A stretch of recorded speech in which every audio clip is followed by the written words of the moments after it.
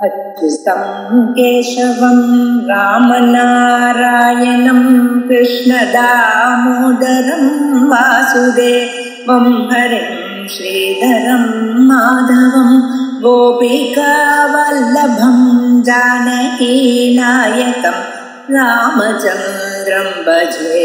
अच्युतं केशवं सत्यभामाधवं माधवं श्रीधरं राधितं इन्दिरामन्दिरं चेतसा सुन्दरं देवकी नन्दनं नन्दजं सन्ददे। ओम श्री गुरुभ्यो नमः। हरिः ओम। सदाशिवसमारम्भां शंकराचार्यमध्यमाम् अस्मदाचार्यपर्यन्तां वन्दे गुरुपरम्परां।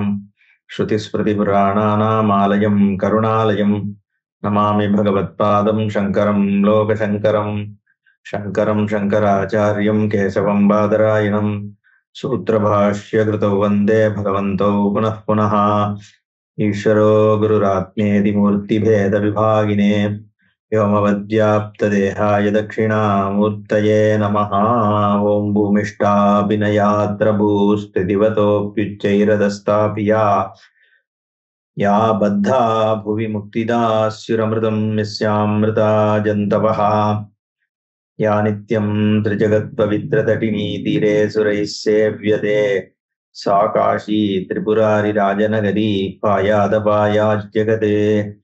पित्रस्तपापां धृतशैर्दुरापां गंगा सदापां भवपाशशापां शिवा विमुक्तां अमृतैकशुक्तिं मुक्ता विमुक्तां न परित्यजति। क्षेत्रं पवित्रं हि यथा विमुक्तं नान्यत्तदा यश्रुतिभिः प्रयुक्तं न धर्मशास्त्रैर्न च दैः पुराणैस्तस्मात् शरण्यं हि सदा विमुक्तं। नाविमुक्तसमं क्षेत्रं नाविमुक्तसमागतिः नाविमुक्तसमं लिङ्गं सत्यं सत्यं पुनः पुनः। न गायत्री समो मन्त्रो न काशी सदृशी पुरी न विश्वेशसमं लिङ्गं सत्यं सत्यं पुनः पुनः। अविमुक्तं परित्यज्य योऽन्यत्र कुरुते रतिं मुक्तिं करतलान् मुक्त्वा सोऽन्यां सिद्धिं गवेषयेत्।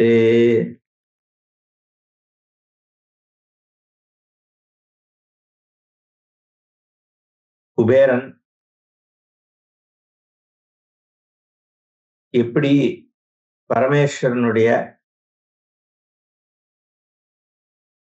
அனுகிரகத்தை அடைஞ்சு அலகா அப்படிங்கிற லோகத்தினுடைய அதிபதியாகவும் திக்குகளுக்கான ஒரு திக்குக்கான அதிபதியாகவும் திக்பால பதவியை அடைந்தான் அப்படின்னு சொல்லப்பட்டது.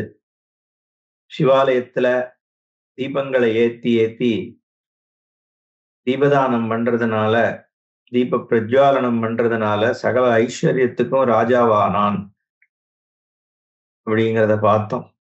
கலிங்க ராஜாவாக ராஜ்யத்தை ஆண்டுண்டு சிவாலயங்களுக்கு ஜோதி கொடுத்ததுனால பெரிய ஐஸ்வர்யத்தினுடைய முதல்ல ஒரு சாதாரண ஒரு சந்தர்ப்பத்துல லிங்கத்துக்கு தன்னுடைய வஸ்திரத்திலேருந்து விளக்கேத்தினான்றதுனால அடுத்த ஜென்மால ராஜ்ய பதவியை அடைஞ்சி அந்த ராஜ்ய பதவியில கோயில்களுக்கெல்லாம் விளக்கேத்தி அதனாலதான் குபேரனே ஆனான் அப்படிங்கிறது சொல்றது புராணம். அப்போ அதனாலதான் இந்த காலத்துல நிறைய கோயில்கள்ல போய் விளக்கு அகல் விளக்கு ஏத்தி வைக்கணும் சிவாலயங்கள்ல விளக்கேத்தணும்ன்றது முக்கியமாக சொல்லப்படுறது. அதுக்கு பிரமாணம் இந்த புராணங்கள்ல தான் இருக்கு. அதனாலதான் விளக்கேத்துறது தீபதானம் தீப பிரஜ்வலனம் இதெல்லாம் ரொம்ப விசேஷமாக சாஸ்திரங்கள்ல சொல்லப்பட்டிருக்கு. அது சொல்லி முடிச்சுட்டு சகித்துவம் எப்படி வந்தது குபேரனுக்கு அப்படிங்கிறத சொல்றேன் அப்படின்னு கணங்கள் ஆரம்பிக்கிறது. சர்வதா ஏவ சிவேன சௌ சகித்வஞ்ச யதா ஈவான் ததபி ஏகமனா விப்ர சம்ஸ்ருணுஷ்வ பிரவாவஹௌ பிரவாவஹி, நாங்க சொல்றோம் இந்த சகித்துவ விஷயத்தை பத்தி சொல்றோம் கேளுங்கோ அப்படின்னு கவனமா கேட்கணும். பத்மே கல்பே புரா விப்ர பிரம்மணோ மானசாத் சுதாத் புலஸ்தியாத் விஸ்ரவாத் யஜ்ஞே ததஹ விஸ்ரவாஜ்ஞே தஸ்ய வைஸ்ரவணः சுதஹ. பத்மகல்பம் அப்படிங்கிற கல்பத்துல பிரம்மாவனுடைய மானசபுத்திரனாகிய விஸ்ரவசு புலஸ்தியர்னுடைய புத்திரனாக விஸ்ரவஸ் பிறந்தார். புலஸ்தியாத் பிரம்மணோ மானசாத் சுதாத் புலஸ்தியாத் விஸ்ரவாஜ யஜ்ஞேஹே. விஸ்ரவசுங்கிறவனுடைய புலஸ்தியருடைய புத்திரர் விஸ்ரவசு, பிரம்மாவனுடைய மானசபுத்திரர். நம்ம சிருஷ்டியே வேதத்தினாலதான் ஆனது. சப்தாத்மகம்தான் இந்த ஜெகத் முழுக்க. வாசாரம்பணம் விகாரோ நாமதேயம் விருத்திகா இத்யேவ சத்தியம்னு வேதம் சொல்றது. வாக்காலம்பனமாக தான் ஜெகத் முழுக்க இருக்கு. வாகாலம்பனமாக இருக்குன்றதுனால பிரம்மா எப்படி சிருஷ்டி பண்றாருன்னா சப்தாத்மகமாக தான் சிருஷ்டி பண்றார். வார்த்தை ரூபமாக தான் இருக்கு சிருஷ்டி. சின்மாத்திரம்தான் ஜெகத் சர்வமும். சின்மாத்திரமான ஜெகத்துல நாமரூபங்கள் தெரியறது. சின்மாத்திரம்னா ஒன்றும் தெரிய முடியாது. அதனால ஈஸ்வரிய சக்தியினால வாக்கு ரூபமாக தெரியறது சிருஷ்டி. அதனாலதான் பிரம்மாவனுடைய சிருஷ்டி எப்படி ஏற்படுறதுன்னா மானசமான சிருஷ்டி தான். அந்த மானசபுத்திரனாக முதல்ல தோன்றவர்கள்ல ஒருத்தர் புலஸ்தியர். அந்த புலஸ்தியருடைய புத்திரன் விஸ்ராவசு, அவருடைய புத்திரன் வைஸ்ரவணஹா. அதனாலதான் இங்க புலஸ்தியாத் விஸ்ரவாஜ்ஞேதஹ தஸ்ய வைஸ்ரவணஹா சுதஹா. அந்த வைஸ்ரவன் தேனையம் அலகா புக்தா புரி விஸ்வகிருதா கிருதாம். விஸ்வகிருத்தினால ஏற்படுத்தப்பட்ட இந்த அலகாபுரியை அவன் புக்தா அனுபவிச்சின்றிருந்தான். யாரு? வைஸ்ரவணன். ஆராத்யத்ரயம்பகம் தேவம் அத்யுக்ர தபசா புரா. திரையம்பகர் என்பது பரமேஸ்வரனுடைய நாமம். சந்திரசூரியாக்னி லோச்சனமாக இருக்கிறதுனால பரமேஸ்வரனுக்கு திரையம்பகன் பெயர். பல காரணங்கள் சொல்லப்படுறது. திரையம்பகன்றதுக்கு அர்த்தம் மூன்றா பல விஷயங்கள் சொல்லப்படுறது. மூன்றாக ஜெகத்தை பார்க்கிறவர். சொப்பன சுஷுப்தி ஜாகிரது அப்படிங்கிறத விஸ்வ தைஜச பிராக்ஞன் அப்படின்னு மாண்டூக்கிய உபனிஷத் சொல்றது. அந்த மூன்றாக ஜெகத்தை பார்க்கறதுனால திரையம்பகன்னு ஒரு பெயர் உண்டு. இப்படிலாம் சிவதத்துவ ரகசியத்துல ஒரு ஈஸ்வரனுடைய நாமாக்கும் என்ன தாத்பரியம்னு சொல்லப்படுறது ஸ்ருதி மூலமாக பிரமாணங்களை கொடுத்து சொல்றார் நீலகண்ட தீட்சிதர். திரையம்பகம் தேவம் அத்யுக்ர தபசா புராம். ரொம்ப உக்கிரமான தபஸை செய்து வாழ்ந்து வந்தார் அவர். யதீதே தத்ர கல்பே வை பிரவருத்தே மேகவாஹனே யாக்ஞதத்திரசௌ ஸ்ரீதஸ் தபஸ்தே பே சுதுஸ்ஸகம். அந்த கல்பம் முடியறது. இப்ப நம்ம சேதராக கல்பம் மாதிரி பத்மகல்பம்னு ஒரு கல்பம், அது முடியறது. முடிஞ்ச அப்புறம் மேகவாகன கல்பம் அப்படிங்கிறது ஏற்படும் பொழுது யஜ்ஞதத்தனுடைய புத்திரன் குணநிதியானவன் பெரிய தீவிரமான தபஸ் அவன் பண்றான். யஜ்ஞதத்திரசௌ ஸ்ரீதஸ்தபஸ்தேபே சுதுஸ்ஸகம். துஸ்ஸகமான தபஸ பண்றான், பக்தி பிரபாவம் விஜ்ஞாய சம்போஸ்தத் தீபமாத்திரதா. அப்படி சம்புவனுடைய ஒரு பக்திய பண்ணி அந்த தீபத்தை ஏத்துறதுனாலேயே ஈஸ்வரனை சந்தோஷப்படுத்த முடியும் அப்படிங்கிறதும் அவனுக்கு தெரியாது. தீப மாத்திரதா பக்தி பிரபாவம் விஜ்ஞாய சம்போஹோ தத் தீப மாத்திரதா புரீம் புராரேஹே சம்பிராப்ய காஷிகாஞ்சித் பிரகாஷிகாம். காஷிபுரியில தீபத்தினுடைய பிரபாவத்தை தெரிஞ்சுண்டு ஈஸ்வர பக்தியினுடைய பிரபாவத்தையும் தெரிஞ்சவன் காஷியை அடையறான். புராரேஹே புரீம், ரொம்ப அழகா இங்க பதப்பிரயோகம். புராரே புரீம் காஷிகாஞ்சித் பிரகாஷிகாம். சித்தை புத்தியை சந்தோஷப்படுத்தக்கூடிய ஞானத்தை கொடுக்கக்கூடிய, சித்துனா இங்க புத்தி, புத்திய பிரகாசம் பண்றது கைதன்யம் மட்டும்தான், அதுதான் காஷிகா.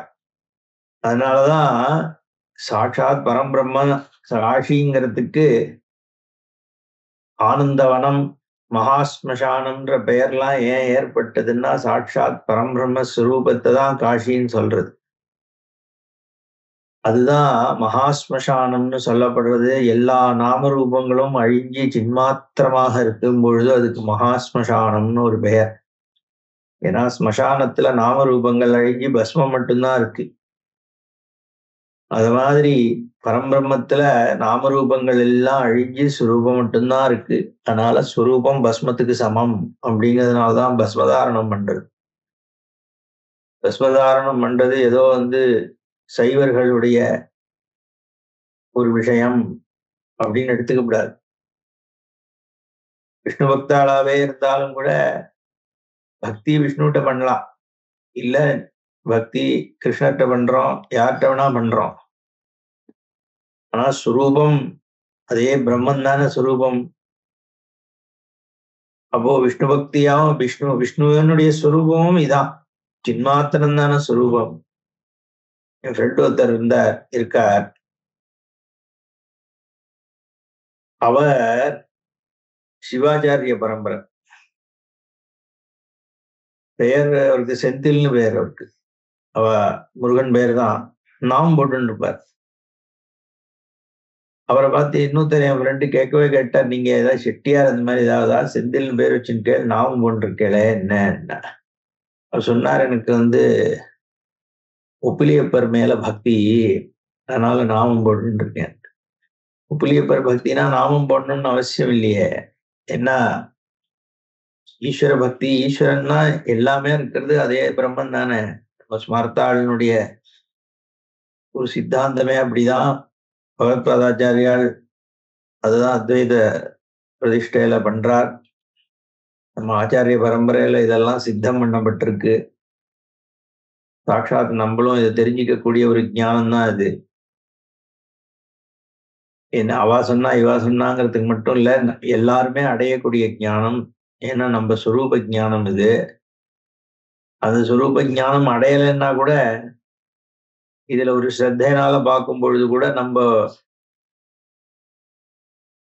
சாமான்யமா இந்த தேசத்துல எந்த மூலையில போய் ஒரு ஆதிவாசி ஒன்னும் படிப்பறிவு இல்லாதவன் யார்கிட்ட போய் நீங்க போய் ஈஸ்வரன் பகவான் கடவுள் எங்க இருக்கார் அப்படின்னு கேட்டோம்னா எங்கேயும் இருக்காருன்னு தான் சொல்லுவான்.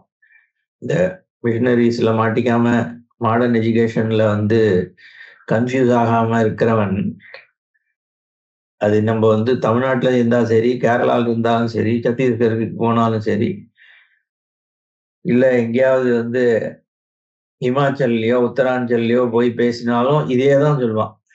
ஏன்னா அந்த திருஷ்டி என்ன, பிரம்மமாக சர்வவியாபியாக இருக்கார் பகவான் அப்படிங்கிறது அந்த திருஷ்டி, வைதிக திருஷ்டி. அது அப்படி அந்த சம்பிரதாயம் தான் இருக்கு. அத்வைதம் அவனுக்கு தெரியறதா, சங்கர பாஷ்யம் படிச்சானா அப்படி இல்ல. கலாச்சார ரீதியாக இது ஊடுருவி இருக்கு நம்ம தேசத்துல. அப்போ அந்த ஸ்வரூபம் சர்வ வியாபியா எப்படி இருக்க முடியும்? நாம ரூபத்தோட இருக்கிறது எப்படி சர்வத்தை வியாபிக்கும்? எப்போ நாமரூபம்னு சொல்றியோ அப்ப அது விச்சின்னமாயிடுறது. தேச கால வஸ்து பரிச்சின்னமாயிடுது. அப்பதான் ஒரு ரூபம் இருக்குன்னு நம்ம சொல்ல முடியும். அது தவிர ஒண்ணு இருந்தாதானே அதுக்கு இந்த ரூபம்னு சொல்லுவ. இந்த ரூபம்னா அப்ப இந்த ரூபம் அல்லாததுன்னு இன்னொன்னு இருக்கணும். அப்பதான் இந்த ரூபத்தை நிர்ணயம் பண்ண முடியும். அது தேசத்தினாலையும் விச்சின்னமா இருக்கணும். அதை தவிர இன்னொன்று இருக்கும். அப்பதான் அது இன்னொன்று சொல்றது. அப்ப ரூபத்தை சொன்னேன்னாலே அது சர்வவியாபின்னு இருக்கவே முடியாது. நிர்குணம் நிரவயவம் இருக்கக்கூடிய வஸ்து தான் சர்வவியாபின்னு சொல்ல முடியும். அதனாலதான் நிர்குண வஸ்துக்கு பஸ்மன் தான் ஈக்குவலண்ட். ஏன்னா பஸ்மம் என்னன்னா எந்த நாமரூபத்தை எரிச்சாலும் அது கருப்பு பஸ்மமா ஆகும். அந்த கருப்பை இன்னும் நம்ம எரிச்சுட்டே இருந்தோம்னா வெள்ளையான பஸ்மமா ஆகிறது. எவ்வளவு வெள்ளையோ அவ்வளவு வெள்ளையாயிடுறது. அதுக்கப்புறம் நம்ம எவ்வளவு எரிச்சுட்டே இருந்தாலும் வெள்ளை பஸ்மம் தான் இருப்போம். அவ்வளவுதான். அதை தாண்டி ஒண்ணு வராது. அதனால அது பஸ்மமானது சுத்த சைதன்யத்துக்கு சமம்னு பார்க்கப்படுறது சாஸ்திரத்தினால். எப்படி சுத்த சைதன்யம் எல்லா நாமரூபத்தையும் அழிச்சதுக்கு அப்புறம் மீதி நிக்கிறதோ அப்படி அந்த பஸ்மம் தான் நிக்கிறது. அப்போ அதுதான் சத்தியஸ்வரூபம்.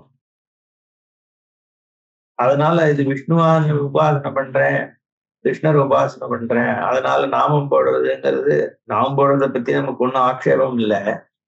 ஆனா சம்பிரதாயமாக பஸ்மதாரணம் பண்ணிட்டு வந்த புத்தர் அதை தியாகம் பண்ண வேண்டிய அவசியம் இல்லையே அப்படிங்கிறதுதான். ஒரு உபாசனா மூர்த்தி மாறுறதுனால சின்னங்கள் மாறணும்னு இல்லையே. ஏன்னா விஷ்ணு ஆச்சாரியால் பாஷ்யங்கள்ல எங்கெல்லாம் ஈஸ்வரனை சொல்றாரோ நாராயணாக்கியா ஈஸ்வரான்னு தான் சொல்றார். நாராயணன் என்று பெயருடையதாகிய ஈஸ்வரன் அப்படின்னு கீதா பாஷ்யம் மட்டும் இல்ல, உபனிஷத் பாஷ்யத்திலே இதை பார்க்கலாம். மாண்டூக்கியத்திலேயே சொல்றார். அப்போ அத்வைதபரமா பாஷ்யம் பண்ண பகவத்பாதாச்சாரியாலே ஈஸ்வரன்னு சொல்லும் பொழுது அவர் அதை நாராயணாக்கியனா தான் பார்க்கிறார். அதனால இதுக்கும் பஸ்மதாரணத்துக்கும் ஒன்றும் பேதம் கிடையாது. எல்லாம் சர்வம் பிரம்மமயம் தானே. இதுக்கு வருவோம். புக்தி பண்ணின்னு இருக்கார். இந்த காசிக்கு வரார். எப்பேற்பட்ட காசின்னா புரியும் புராரேகே, அப்பேற்பட்ட காசி. புராரியாகிய பரமேஸ்வரனுடைய புரி. காசிகான் சித் பிரகாசிகாம், புத்திய பிரகாசம் பண்ணக்கூடியதாகிய காசி அப்படின்னா சின்மாத்திரம்தான் காசி. அதனாலதான் எதுக்கு சொல்ல வந்தேன், மகாஸ்மசானம்னு சொல்லப்படுறதாகிய காசி பிரம்மவஸ்துவை தான் குறிக்கிறது. பக்தி பிரபாவம் விஜ்ஞாய அப்படின்னு, பக்தி சம்பு பக்தியினுடைய பிரபாவம் எப்பேற்பட்டதுங்கிறது தெரிஞ்சின்றதுனால, வெறும் விளக்கேத்துறதுனாலேயே ஈஸ்வரன் கிடைக்கிறாங்கிற பிரபாவம் ஏற்கனவே இவருக்கு தெரியுங்கிறதுனால காசிக்கு வரா. என்ன பண்றான்னா, சிவைக தசமுத்போத்ய சித்த ரத்ன பிரதீபகாம் அனன்ய பக்தி ஸ்நேகாட்யம் தன்மோகோத்யான நிಶ್ಚலம். சித்தரத்னம் அப்படிங்கிற ஒரு பெரிய வழக்கை ஏத்தினானா. அந்த சித்தரத்னம்ங்கிற வழக்குல திரியாக எதை வச்சான்னா சிவனே அதுக்கு திரி. என்ன அந்த பக்தி எண்ணெய்க்கு வேற எங்கேயும் போறது இல்லையா. அப்பேற்பட்ட ஒரு விளக்கு புத்திங்கிற அந்த பிரகாசம் சிவன்ற திரியால சிவைக தசமுத்போத்திய சித்தரத்ன பிரதீபகாம். ரத்ன பிரதீபம், ரத்னத்தினால ஆன விளக்கு எங்க இருக்குடான்னா சித்தம்ன்ற மனசுல இருக்கக்கூடிய அந்த மனசே விளக்காகவும் அதுல சிவன்ற அந்த ஸ்வரூபம் திரியாகவும் அனன்ய பக்தி ஸ்னேகாட்யம் என்ன அனன்ய பக்திங்கிற எண்ணெய். அனன்ய பக்தின்னா சிவனை தவிர வேற யாரையும் வேண்டது இல்லைன்னு அர்த்தம் கிடையாது. சிவனோட நான் வேற இல்லை அப்படிங்கறதுதான் அதுக்கு அர்த்தம். அனன்ய பக்தின்னு கீதையில பகவான் சொல்றார், மயிச்சானன்ய யோகேன பக்திரவ்ய விசாரிணி விவிக்த தேச சேவித்வம் மரதிர்ஜன சம்சதின்னு 13ஆம் அத்தியாயத்துல அமானித்வம் அதம்பித்வம் அப்படின்னு சொல்ற இடத்துல சொல்றாரு. இன்னும் பல இடத்துல அனன்ய பக்திய சொல்றார்.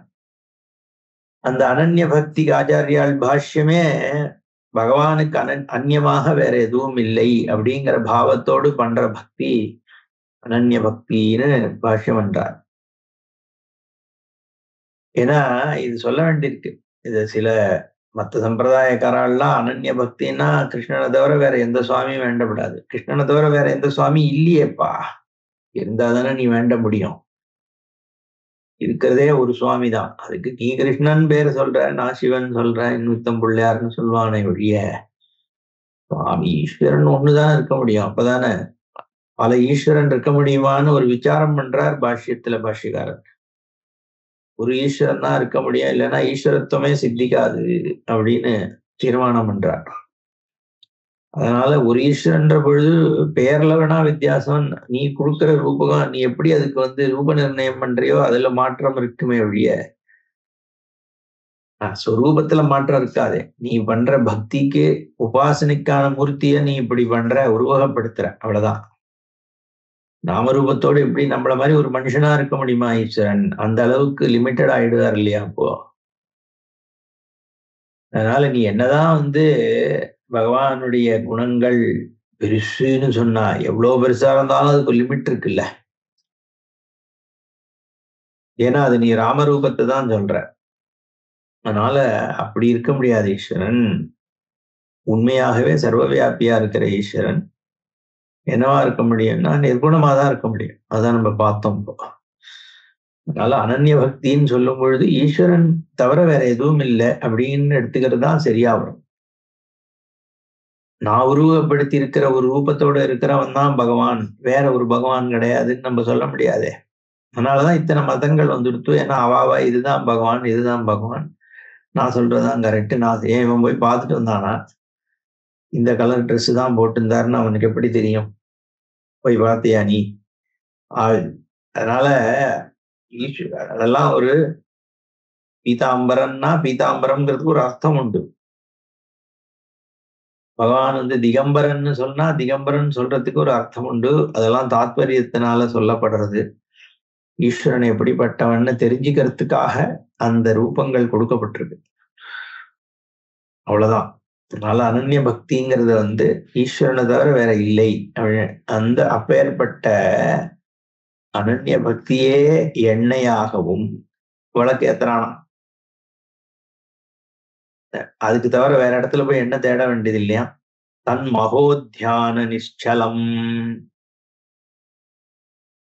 அது நிச்சலமா இருக்கான் அந்த விளக்கு எரியும் பொழுது. எந்த விளக்கு? இந்த சிவன்ற திரியினால ஏத்தப்பட்ட விளக்கு. எப்படி காத்து இல்லாம இருக்குன்னா தியானத்தினால. மகோத்தியான நிச்சலம்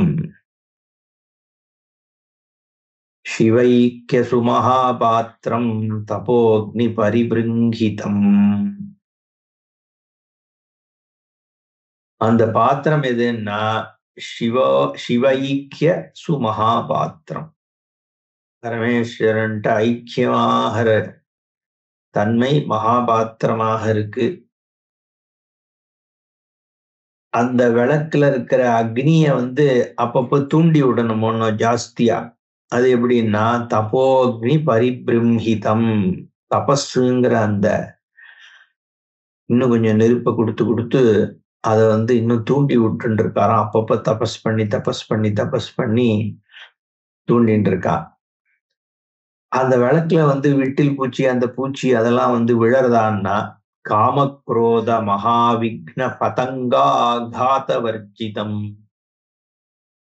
அந்த பதங்கங்கள்லாம் எது அதுல விழற பூச்சிகள்னா காமம், குரோதம் அப்படிங்கிற மகா விக்னங்கள்லாம் தான் அதுல பொதுவா விழுமா. அது இல்லாம இருக்காம் போ, விவர்ஜிதம்னு சொல்றாங்க. அந்த மாதிரி பூச்சிகளினுடைய பிரச்சனையும் இல்லாம இருக்கு, அதெல்லாம் நீக்கிட்டார் அவர். அப்படி ஒரு தபஸ்ல பண்ணிட்டு இருக்கார். காத்துக்கிட்டு அடிக்குமே, ஒரே ஆடுமே, இல்ல தூசிலாம் விழுமே, அதெல்லாம் ஏதாவது இருக்கா அப்படின்னா பிராண சம்ரோத நிர்வாதம் நிர்மலம் நிர்மலேக்ஷணாத்து. பிராண சம்ரோத நிர்வாதம், காத்தே இல்ல, நிர்வாத்தமா இருக்கு. ஏன்னா பிராண சம்ரோதம், இவன் பிராணனை ஒடுக்கிட்டான். பிராணாயாமத்தினால பிராணத்தை நியமம் பண்ணி தபஸ் பண்றதுனால அங்க வாத்தமே இல்லையா, காத்து இல்ல, அழுக்கலாம இல்ல, நிர்மலம். ஏன்னா நிர்மல ஈக்ஷணாத், அவனுடைய பார்வை மலம் இல்லாம இருக்கிறதுனால, அழுக்கு இல்லாம பார்வை இருக்கிறதுனால, சத்விஷயங்களையே பார்க்கறதுனால அந்த மாதிரி அழுக்கும் இல்லையா, ரொம்ப பிரகாசிக்கிறதா அந்த தபஸ் தீபமானது. சம்ஸ்தாபிய சாம்பவம் லிங்கம் சத்பாவ குசுமார்ச்சிதம். மனசுக்குள்ள அந்த சம்பு லிங்கத்தை ஸ்தாபனம் பண்ணி பாவம்ன்ற புஷ்பத்தினால, சத்பாவம்ன்ற குசுமத்தினால அர்ச்சனை பண்றான். அப்படி தபஸ் பண்றார் ஈஸ்வரனை மனசுல வச்சுட்டு. எத்தனை நாள் தபஸ் பண்றார்னா தாவத் தத் தாப தபஹா த்வகஸ்திபரி சேஷிதம். துவகு அஸ்தி இதெல்லாம் மட்டும்தான் இருக்கான் அவருக்கு, பரிசேஷிதம். வெறும் எலும்பு இருக்கு, சுத்தி துவக்கு ஸ்தோல் இருக்கான்.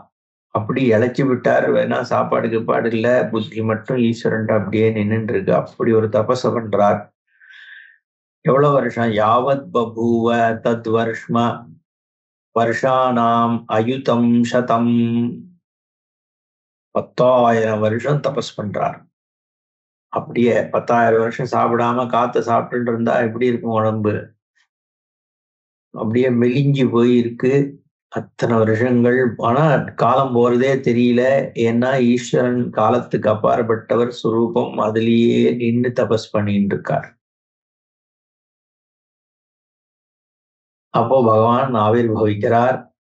ததசக விஷாலாக்ஷ்யா தேவஹா விஸ்வேஸ்வரஸ்வயம் அலகாபதி மாலோக்கிய பிரசன்னேனாந்தராத்மனா.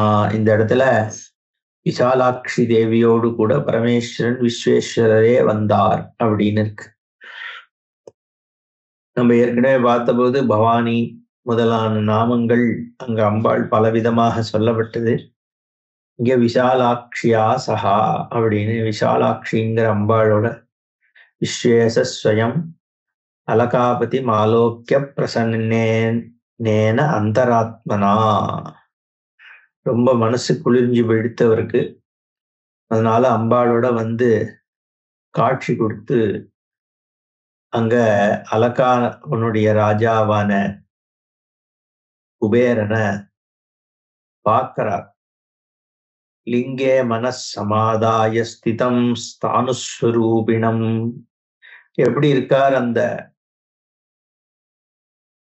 குபேரர்னா, மனச லிங்கத்துலனா தியானம் பண்ணி வச்சுட்டு இருக்கார். லிங்கே சமாதாய ஸ்திதம், எப்படி நிக்கிறாராம்? மனஸ்திதஹா அப்படின்னு பிரம்மத்தையே ஸ்திதஹான்னு சொல்றாரோ கீதையில. அப்படி பரம்பிரம்மமாக ஸ்தானுவது ஸ்தானுஸ்வரூபினம், மரக்கட்ட மாதிரி இருக்கான் அவர். தன்மை மோஷன்லெஸ்ஸா இருந்துட்டு இருக்கார். ஏன்னா மனசு அப்படியே லிங்கத்துல இருக்கு. என்ன பகவான் பாக்குறார், ஆட்சி நாழி கண்ணை திறக்க மாட்டேங்கிறானேன்ட்டு கூப்பிடுறார். உவாச்ச வரதோஸ்மீதி தப்துவா அலம் அலகாபதே. திருப்பி வார்த்தை விளையாட்டு. தப்துவாலம் அலகாபதே. போருண்டா, நீ தபஸ் பண்ணது கண்ணை தரேன்றார் சுவாமி. வரதோஸ்மி, உனக்கு வரம் கொடுக்கிறவனாக நான் வந்துட்டேன். கண்ணை திறக்கிறது தபசே பண்ணிட்டு இருந்தா போருமா? லோக கல்யாணத்தை நினைக்க வேண்டாமா? ஒரு அம்மா இருந்தா காசியில, சகுந்தலா ஹோரான்னு. தீதிமான்னு சொல்லுவோம், பெரிய தபஸ்வி. என்கிட்ட அப்பப்போ சொல்லிட்டு இருப்பா, लोग अपना कल्याण ठीक है और का कल्याण सोचो அப்படின்னு சொல்லுவா. ஏன் உனக்கு நல்லது நடக்கணுங்கிறதுக்காக அது பண்ணிட்டு இருக்கேன். இங்க அதெல்லாம் காசியில தான் இருந்தேன் நான் காலேஜ். அவ சொல்லுவா, மத்த எல்லா கல்யாணத்தையும் யோசி அப்படின்னு. ஞாபகம் வந்து இந்த சந்தர்ப்பத்துல பகவான் போரும் போரும் தபசு கண்ணதர அப்படின்னு சொல்றார். உண்மையில்ய நயனே யாவத் பஷ்யதி தபோதனஹா தாவதுத்யத் சஹஸ்ராம்ஷு சஹஸ்ரோதிக தேஜசம் புரோததர்ஷ ஸ்ரீகண்டம் சந்திரசூடம் உமாதவம் தத்தேஜः பரிபூதாக்ஷி தேஜாஸ் சம்மீல்ய லோச்சனே. கண்ணை திறக்கிறார். உண்மையில்ய நயனே, கண்ணை திறந்த உடனே யாவத் பஷ்யதி தபோதனஹா, தபஸனுடைய ஒரு கடலாக இருக்கக்கூடிய அவர் கண்ணை திறந்து பார்க்கிறார். கண்ணுக்கு எதிர்க்க என்ன தெரியறதுன்னா, திராவது உத்யத் சஹஸ்ராம்ஷு, 1000 சூரியன்கள் உதிக்கின்றதாக தெரியறது. உத்யத் சஹஸ்ராம்ஷு, 1000 சூரியன், உதிக்கின்ற சூரியன், மேல போய் தகிச்சுன்னு இருக்கிற சூரியன் இல்ல. அந்த 1000 சூரியன் ஒன்னா சேர்ந்து உதிக்கும் போது ஒரு சூரியோதயமே அவ்வளவு அழகாக இருக்கு. அந்த மாதிரி ஒரு 1000 சூரியன் சேர்ந்து உதிச்சா அப்படி இருக்கும்னா ஈஸ்வரன் மாதிரி இருக்குமா. சஹஸ்ராம்ஷு உத்யத் சஹஸ்ராம்ஷு, 1000 சூரியன் உதிக்கிற மாதிரி.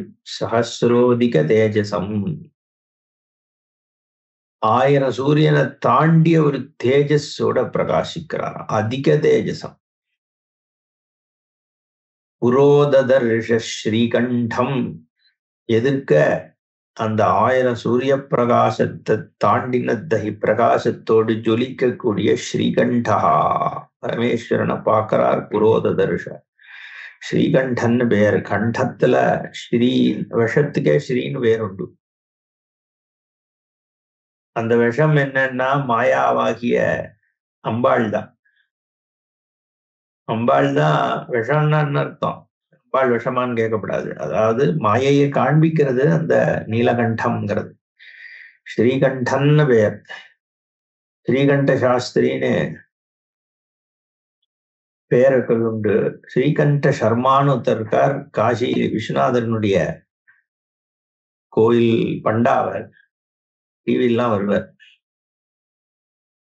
அவன் ஹிந்தியில அதுக்கு வந்து வர்ணனை கொடுக்குறான். அப் ஸ்ரீகாந்த் சர்மா போல் ரஹேன்னா பார்த்துட்டு, ஸ்ரீகாந்த் வேற ஸ்ரீகண்ட வேற.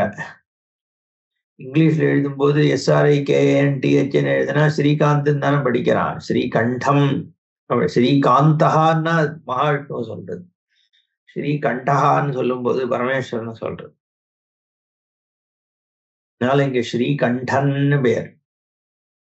ஹாலாஹலன், ஹாலாஸ்யன், ஆலவாயன் எல்லாம் பரமேஸ்வரனுடைய பெயர் தானே. அதனால ஹாலாஸ்ய சுந்தரம்னு சாட்சாத் மதுரையில் இருக்கக்கூடிய சுந்தரேஸ்வரர் பெயர் ஸ்ரீகண்டா அப்படின்னு அர்த்தம் இருக்கு. அப்படி பிரகாசத்தோடு நிக்கிறாராம். சந்திரசூடம் உமாதவம், சந்திரனை சூடின்னு இருக்கார். உமாவனுடைய பத்தியானவர் எதிர்க்க துளிக்கிறார். அந்த தேஜஸ பார்க்கிறார், பார்க்க முடியலையாம். தத்தேஜ பரிபூதாக்ஷி தேஜா சம்மீல்யலோச்சனே. 2 கண்ணையும் மூடிட்டாராம். இந்த பிரகாசத்தை எப்படி பார்க்கறது? பார்க்க முடியல. அப்போ பரமேஸ்வரன் சொல்றார், உவாச்ச தேவ தேவேஷம் மனோரத பதாதிகம். மனோரதங்களால பார்க்க முடியாத ஸ்வரூபத்தினுடைய ஈஸ்வரன் மனோரத பத அதிகம். நீ எவ்வளவுதான் கல்பனை பண்றியோ அந்த கல்பனைக்கு அப்பால் இருக்கிறவர் ஈஸ்வரன். இந்த உலகத்தினுடைய சுபாவத்தை தெரிஞ்சுக்கவா முடியும்? மாயையினுடைய சுரூபத்தை தெரிஞ்சுக்கவா முடியும்? அனிர்வச்சனீயா மாயான்னு உலகத்துல எந்த விஷயத்தை பத்தி கேள்வி கேட்டாலும் பதில் தெரிய மாட்டேங்குது. நமக்கு எதுக்குமே பதில் இல்லை. ஒரு பதில் சொன்னா அடுத்த கேள்வி அதை வச்சு கேட்டோம்னா பதில் இல்லை. மூக்கு ஏன் எப்படி இருக்கு? இப்படி இருந்தாதான் காத்து போக முடியும். பிளாட்டா இருந்தா போயிருக்க முடியாதா? அது ஏதோ ஒரு காரணம். அந்த அழுக்கெல்லாம் போகணுங்கிறதுக்காக அது இப்படி நீட்டமா பண்ணியிருக்காரு. ஓஹோ, இப்படி பண்ணாதான் போகுமா? ஏன் அழுக்க வச்சிருக்காரு உலகத்துல? அது ஏன் மூக்குலதான் போய் ஒட்டணுமா? வெளியிலேயே ஒரு ஃபில்டரிங் வேற மாதிரி. எந்த கேள்விக்குமே பதில் கிடையாது. அடுத்த க்ஷணம் எனக்கு என்ன சிந்தனை வரும் தெரியாது. எது கேட்டாலும் தெரியாது. எந்த விஷயத்தை பத்தி ஆராய்ச்சி பண்ணாலும் ஆராய்ச்சி போயிட்டே இருக்கு. டிசிசி எழுதுறான் எழுதிட்டே இருக்கான். எந்த விஷயத்தை பத்தியும் அது இன்னும் அன்பினிஷ்டா தானே இருக்கு. எனி ஃபீல்ட் ஆஃப் நாலேஜ் எடுத்துட்டோம்னா இன்னும் டிசிசி எழுதின்னு தான் இருக்கான். அந்த விஷயத்துல முதல்ல டாக்டர்னு ஒருத்தன் இருப்பான். இன்னைக்கு 81 ஸ்பெஷலைசேஷன் இருக்கு. ஆப்தல்மாலஜிங்கிறது ஒண்ணு. அப்புறம் அதுக்குள்ள வேற இன்னொரு ஸ்பெஷலைசேஷன் வருது. இப்போ சப் ஸ்பெஷலைசேஷன். நீ தெரிஞ்சிக்க இன்னும் விஷயங்கள் அன்ஃபோல்ட் ஆகிட்டே போகிறது. அதனால நிர்ணயம் பண்ற மாதிரி இல்லைங்கிறதுனாலதான் இதை மாயா ஜெகத்துன்னு சொல்லணும். அனிர்வச்சனீயமாக இந்த ஜெகத்தினுடைய காம்ப்ரிஹென்ஷன் இல்லை. அதனால்தான் மனோரத பதாதிகம்னு சொல்லிட்டா. அப்பயே இதுல என்னன்னா, எப்படி ஆயிரக்கணக்கான வருஷம் முன்னாடி இதெல்லாம் புரிஞ்சுண்டா ஆச்சரியமா இருக்கு. உவாச்ச தேவதேவேஷம் மனோரத பதாதிகம். மனோரதத்தினுடைய வழிகளை தாண்டினதாக இருக்கிற சுரூபம். நிஜாங்கிரி தர்ஷனே நாத திருக்ஷாமர்த்தியம் பிரயச்சமே. அப்போ தேவதேவேஷனை பார்த்து இவர் சொல்றார். யாரு? இந்த தபோநிதி ஆகிய குபேரர் சொல்றார். தேவதேவேஷம் ஈஸ்வரன் சொல்ல, தேவதேவேஷன்ட்டா இவர் சொல்றார். எப்பேற்பட்ட தேவதேவேஷன்னா மனோரத பதாதிகமா இருக்கக்கூடிய தேவதேவேஷன்ட்ட சொல்றார். என்ன சொல்றார்? நிஜாங்கிரி தர்ஷனே நாத திருக் சாமர்த்தியம் பிரயச்ச.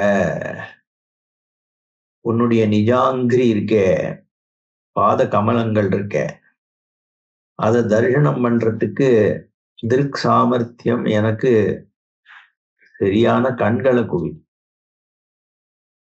திவ்யம் ததாமிதே சக்ஷுன்றார் கீதையில பகவான். உனக்கு ஒரு திவ்ய சக்ஷுவை கொடுக்குறேன், அதனால நீ என்னுடைய விஸ்வரூபத்தை பார் அப்படின்னு.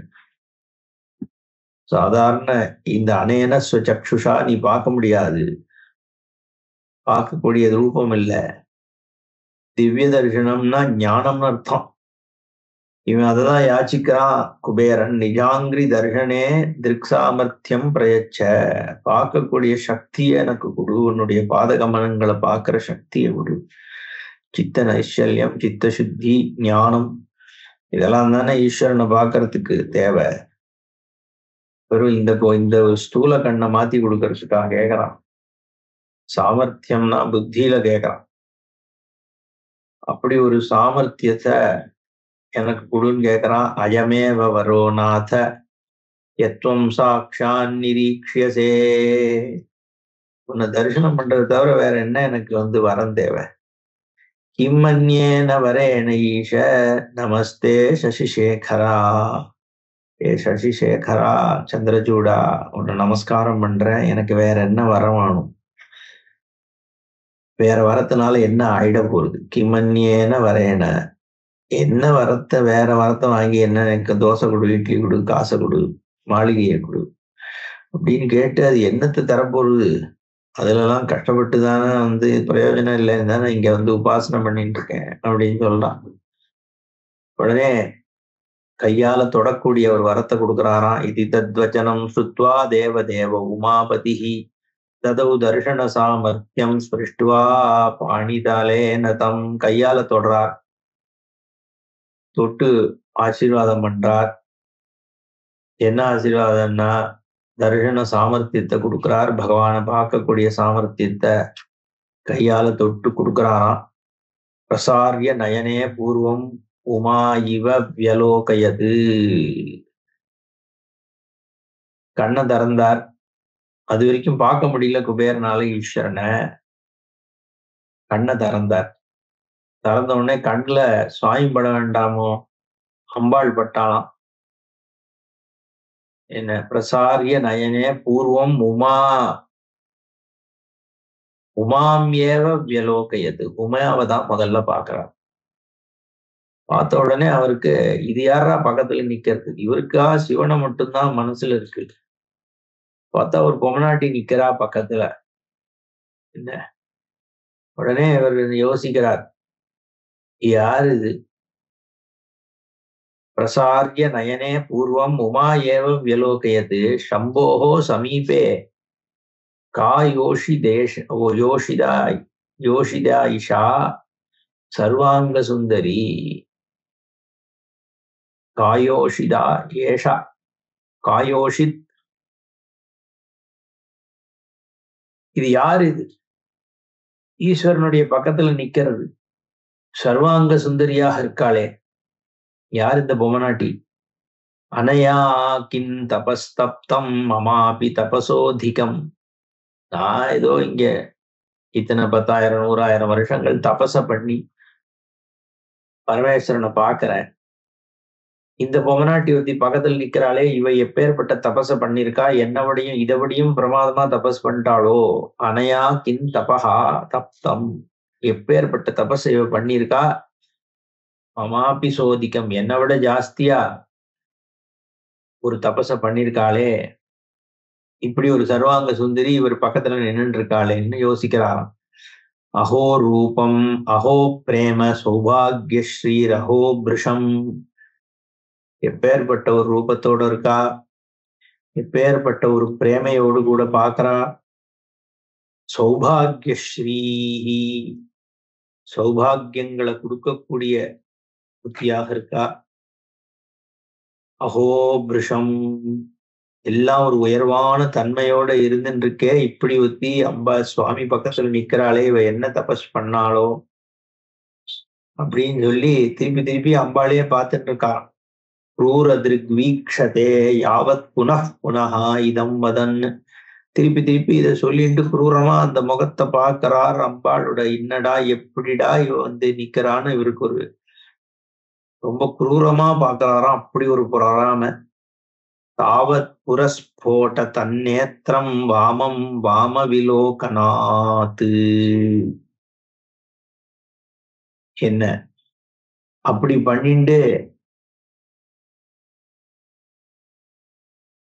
கண்ணு வெடிச்சு விடுத்தான். தாவத் புஸ்போட, ஸ்போட்டனம்னா வெடிக்கிறது. தன் நேத்திரம், எந்த நேத்திரம்னா வாமம், இடது கண்ணு. ஏன்னா இடது கண்ணால இடது பக்கம் இருக்கிற அந்த ஸ்திரியை பார்க்கறதுனால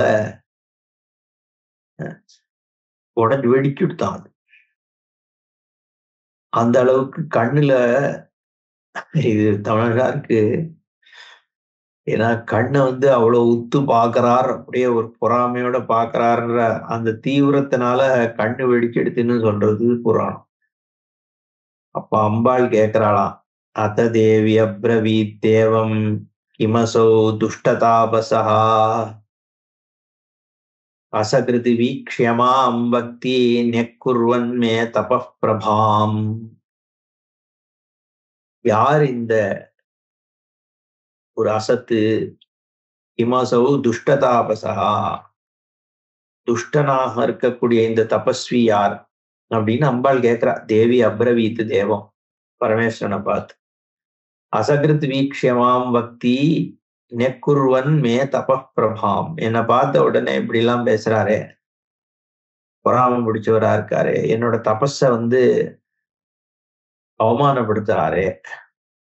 அசகிருத்து தட்சிணேன அக்ஷணா புனர் மாமேவ பஷ்யதி. மீதி இப்போ அவனோட இடது கண்ணை வெடிச்சு விடுத்து, வலது கண்ணு மட்டும் இருக்கு, அதையும் வச்சுட்டு திருப்பி என்னைய பார்த்துட்டு இருக்கானே, இவன் என்ன அப்படி பொறாம பிடிச்சவனா இருக்கான் அப்படின்னு கேக்குற. அசூயமானஹா மே ரூபம் பிரேம சௌபாகிய சம்பதா.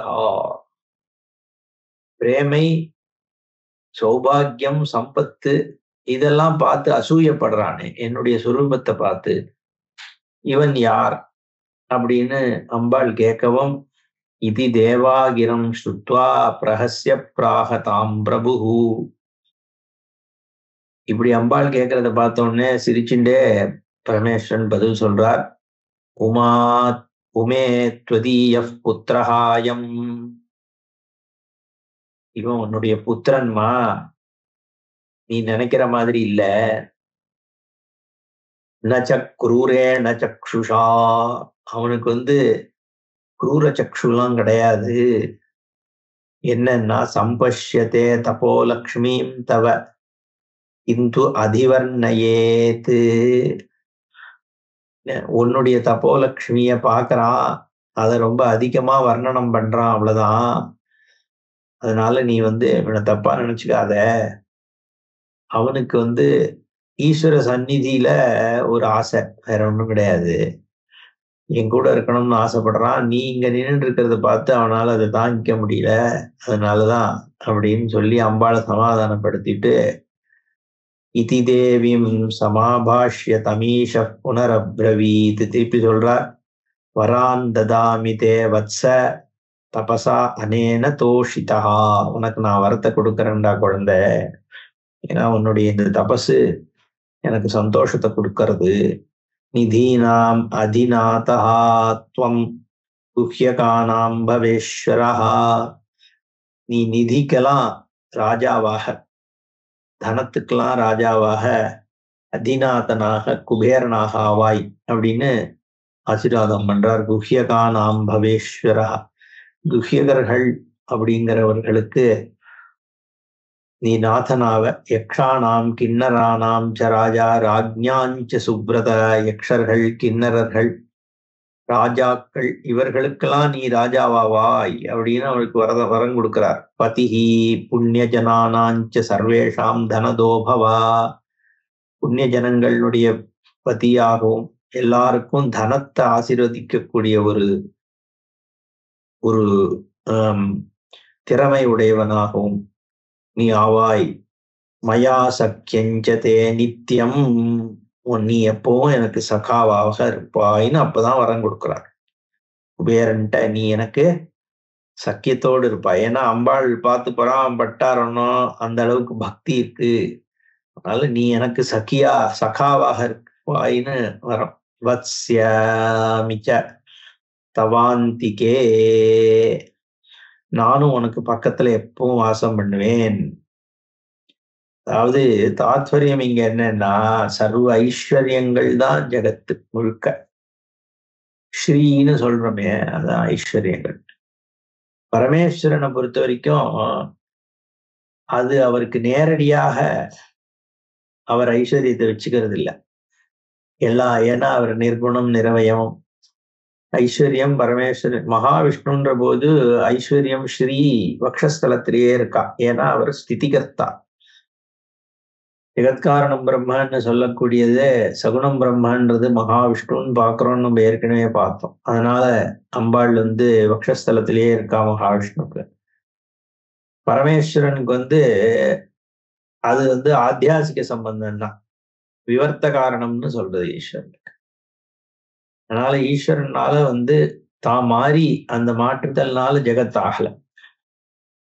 ஆத்தியாசிக சம்பந்தம் மாயா சம்பந்தத்துலதான் ஜெகத் இருக்குங்கிறதுனால சகாவாக தான் இருக்கா தனத்துக்கு. இவருடைய ஒரு சந்நிதி மாத்திரத்தினால ஜெகத் சிருஷ்டி நடக்கிறதே ஒழிய ஸ்வயம் சிருஷ்டியாக இருக்கிறது இல்லை. அதுவும் அந்த சிருஷ்டியும் வாச்சாரம்பணம் தான். வாக்குதான் சிருஷ்டி, தெரியறது சிருஷ்டி, அவ்வளவுதான். அதனால இங்க சக்கியம்தான் இருக்கு அப்படிங்கிறது தாத்பரியம். மயா சக்கியஞ்சதே நித்யம் வத்ஸ்யாமி ச தவாந்திகே. உங்கூட இருப்பேன், பக்கத்துல இருப்பேன், ஒண்ணு நானா இயக்கிறது கிடையாது. அதனால தன்னுடைய சந்நிதி இருக்கும் அங்க. அலகாம் நிகஷாம் நித்திர தவ பிரீதி விவருத்தையே. அலகா அப்படிங்கிற இந்த தேசத்துக்கும் நிகஷாமி தவ பிரீத்தி விவர்த்தையே, உன்னோட பிரீத்தி, உன்னோட சந்தோஷத்துக்காக நான் உன் கூட இருக்கேன்றார். ஆகச்ச பாதையோ ரஸ்யாகா பதே பததே ஜனனி துவியம். இது உன்னுடைய தாயார் தான், நாளை இவ காலில் வந்து நமஸ்காரம் பண்ணிக்கோ அப்படின்னு அவன் சொல்றார். இதி தத்வா வரான் தேவஹா புனராக சிவாம் சிவா பிரசாதம் குரு தேவேஷி தபஸ்வின் அங்கஜேத்ரவை. அதனால ஹே பார்வதி, உன்னுடைய இந்த புத்திரனுக்கு நீயும் ஆசீர்வாதம் பண்ணு. ஏன்னா நீ வந்து அவனை வந்து கோச்சுட்டேன்னா அவனுக்கு அது நல்லது இல்லையோன்னு, அதனால நீ அவனுக்கு வந்து ஆசீர்வாதம் பண்ணு, பிரசாதம் குரு அப்படின்னு அம்பாள் கிட்டையும் பரமேஸ்வரன் சொல்றார். உடனே அம்பாளும் ஆசீர்வாதம் பண்றாளாம். தேவிவாச்ச வத்சதே நிச்சலா பக்திர் பவே பவது சர்வதா பவ ஏக பிங்கோ நேத்ரேன வாமேன ஸ்புடிதேனஹா. அதனால அம்பாள் சொல்றா, உன்னுடைய பக்தி ஈஸ்வரன்ட்ட எப்பவும் இருக்கட்டும், உன்னுடைய இடது கை போனதாக இருக்கட்டும்ட்டா அம்பாள். அதனால குபேரனுக்கு ஒரு கண்ணு தான் போல இருக்கு. பவ ஏக பிங்கோ நேத்திரேன, ஒரு கண்ணோட, அதுவும் பிங்க நேத்திரம் பிரௌனிஷை, வாமேன ஸ்புடிதேனஹா, இடது கண்ணு வெடிச்சு போயிடுத்து, வலது கண்ணு இப்படி இருக்கு, இந்த வர்ணத்தோட இருக்கு, அதோட நீ இருந்துட்டு இருப்பான்னு சொல்லி மேல அவனுக்கு பல விதமான இன்னும் அனுகிரகங்களை பண்றா. அவன் பண்ணி ஸ்தாபிதம் பண்ண லிங்கமும் பிரசித்தமாக இருக்கட்டும் அப்படின்லாம் வரங்களை கொடுக்குற அம்பாள். அதை நம்ம மேல பார்ப்போம் அப்புறம். ஓம் பூர்ணமத பூர்ணமிதம் பூர்ணாத் பூர்ணமுதச்யதே பூர்ணஸ்ய பூர்ணமாதாய பூர்ணமேவாவசிஷ்யதே. ஓம் சாந்தி சாந்தி சாந்தி. ஹரி ஓம் ஸ்ரீ குருभ्यो நமः. ஹரி ஓம்.